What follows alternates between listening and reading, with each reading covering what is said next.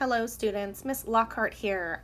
Now I am going to draw my favorite object, or one of my favorite objects, in my home, and that is my marker container. That also has my ruler and a paintbrush or two. So you can draw along with me, and you can change it up a bit too if you have a slightly different container or different materials inside. I'll be showing you how to draw a cube-shaped vase. So you can pause at any time, and notice here I have two V's, very wide V's that have a line going down the middle, V as in violet. So you see those two V's, one stacked on top and the one on the bottom?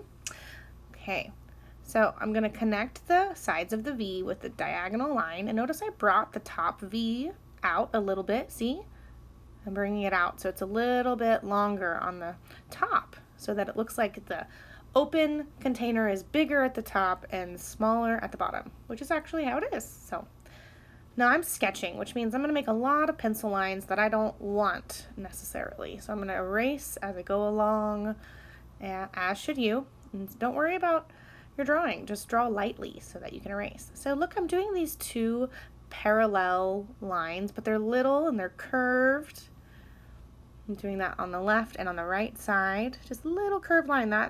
Those lines represent the back of the container, and I'm going to make those two parallel lines come in the front. Now it's not perfect, I'm going to have some erasing to do, but I want you to see how I'm bringing those two curved lines I made first on the left and right side over the top, parallel down to the corner, which means they're side by side and they don't touch. And this creates like a rim or like an edge on the top of the container. So now I'm going to erase the middle so you can really see the two lines there. And you can pause at any time if you need to work on that a few minutes. Now I'm going to start drawing the contents inside my container, which is going to be a few brushes, paint brushes, and some markers. You can create your own contents inside your container. Maybe you want flowers in there. Who knows? It could be anything that you might have around your house in a container. So you can see here I'm drawing the brush. It's a little hard to see what I'm doing on the top. I'm doing zigzags on the top, and these are vertical lines that are light to represent the bristles of the brush, so it gives it texture. I'm going to bring that line down a little bit, and a curved line right down here. I'm going to be doing a lot of curved lines inside of two parallel lines. Do you see how that brush has two tall vertical lines with the curve? So that will be a theme throughout the drawing here. I'm going to do a lot of circles too, ovals really. And these ovals are going to be the tops of my markers. They could really be anything. They could be crayons, anything round and cylindrical like a cylinder. Now that I've done my marker lids, I'm going to do the very long rectangular ruler. So you can go ahead and draw along if you like, and draw a long, tall, two vertical lines, and then make it a rectangular shape and do a top. And I just did another little line down the left-hand side to give it some dimension, because on my ruler there's a little notch. And now I'm going to do the inch markers. So that'll be my inch 1, inch 2. It's kind of hard to write, so it's sort of sideways. You could turn your paper to make it a little bit easier. So it looks like you can see 5 inches of the ruler, and the rest of it is inside that container, but I'm going to be overlapping a lot. So here I am overlapping, putting these ovals around the ruler and on top of the ruler. I'm going to go ahead and do another paintbrush here. It's another long rectangle, except it's a little wider at the top. And then I'm going to do another rectangle, small one connected to the top.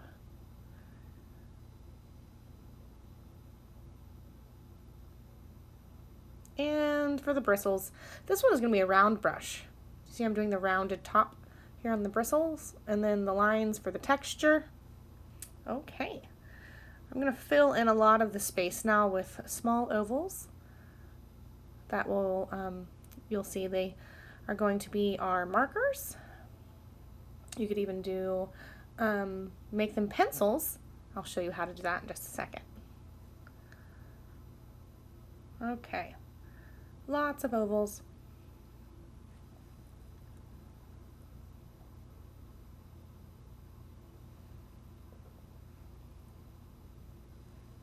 And I'm going to do some in the back.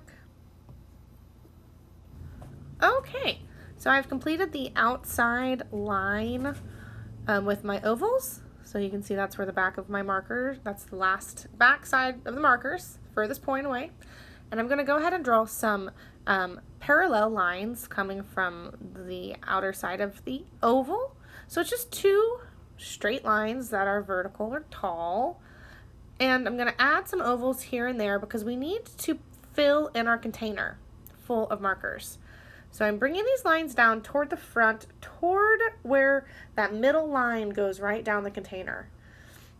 So a few of them here are a little bit at a diagonal angle, and I'm going to overlap some of my parallel lines too. And the ones on the back you don't overlap the lines over anything because you don't see the lines, because you only see the top of the markers in the back because they're farther away. And there are markers in front of it. So the circles that are closest to the front of the container are the ones in front, and the circles in the far back are not seen, so you just see the top of the marker.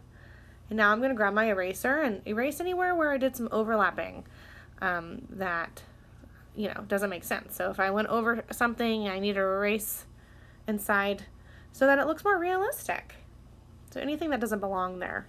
I did some erasing inside the markers on the left and the right hand side and a few other spots. I'm going to grab my pencil now and really try to define my lines and sort of like deciding like that is the line I'm going to use. It's kind of a fun thing about a sketch. So the darker your line is, the more of a permanent decision, I guess. And then I'm going to erase some lines that don't work for me.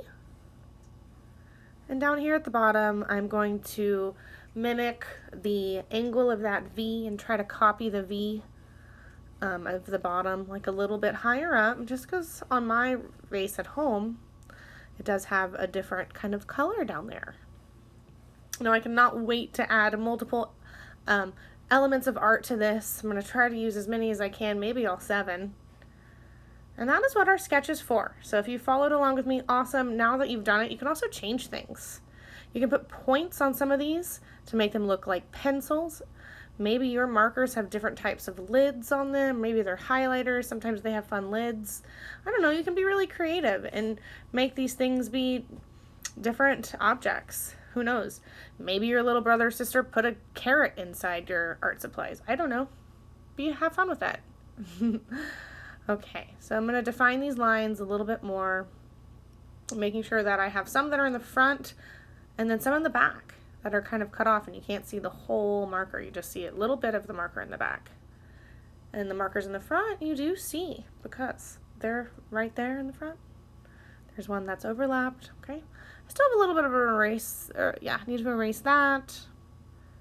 You can see where I'm erasing, where it's overlapped and where that just doesn't quite make sense. You wouldn't see through the marker and then see the brush behind it. No, because the marker is opaque, which means it's solid. You can't see through it. Okay, well I hope you had fun drawing this box of materials. I sure did. And this is a real box of materials on my desk. So that's kind of fun. You can make the markers be your own colors. It's going to be really cool.